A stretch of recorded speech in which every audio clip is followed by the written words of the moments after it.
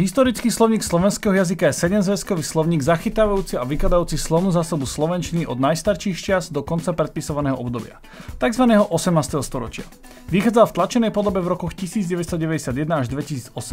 Slovník má 4322 strán, 47330 heslových státí a viac ako 70 000 slov.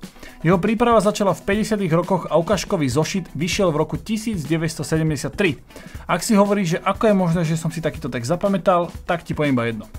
Nezapamätal.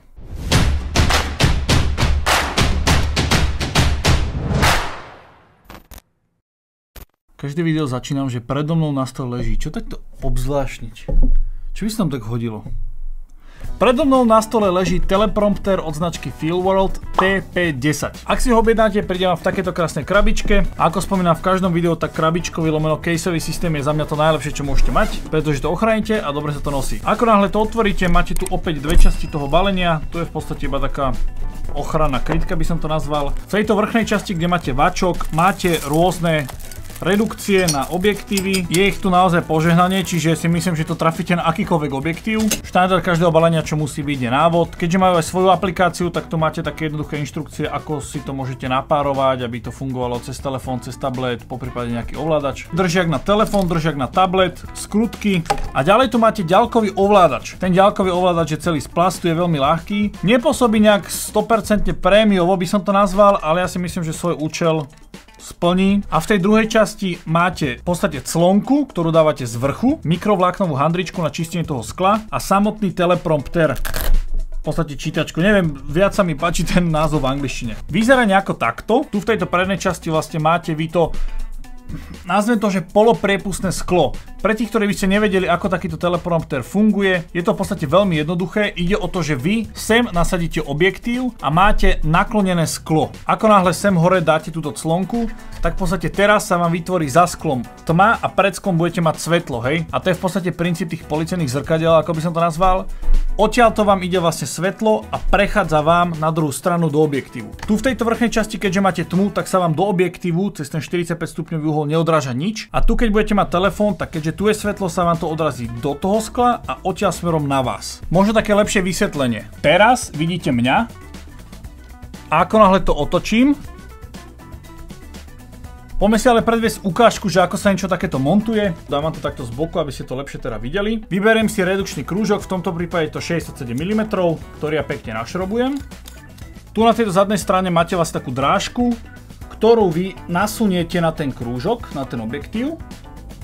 Tak, a teraz potrebujem iba na túto spodnú časť dať v podstate môj telefón alebo tablet. Dá sa tam teda použiť ako tablet, tak aj telefón. V tomto prípade môžem použiť rovno telefón, lebo tam už mám tú aplikáciu nainštalovanú. Ich aplikácia na tento teleprompter sa volá Feelworld. Kto by to bol čakal? Ako náhle vy tú aplikáciu otvoríte, tak sa vám tu vlastne ukáže iba takéto biele okno. Dajte si tu plusko a nazvem si tento text, ktorý chcem nahovoriť, dajme tomu, že Feelworld. Ja si môžem napríklad skopírovať tento text, ktorý tu mám, vložím si nejaký vlastne text sem a dám save. Ako náhle ja na ten text kliknem, tak už sa vlastne otvorí tá verzia, ktorá ide do tohto samotného teleprompteru. V nastaveniach si môžete nastaviť, že ktorým smerom to vy máte, či to máte na výšku, na šírku, vypnem si teda portrait mode a teraz vlastne vidíte ten samotný text. Už iba posledná vec, sem dáte vlastne tú clonu svetla. Teraz vy môžete vidieť, že ja vidím pred sebou text, ktorý ide z telefónu.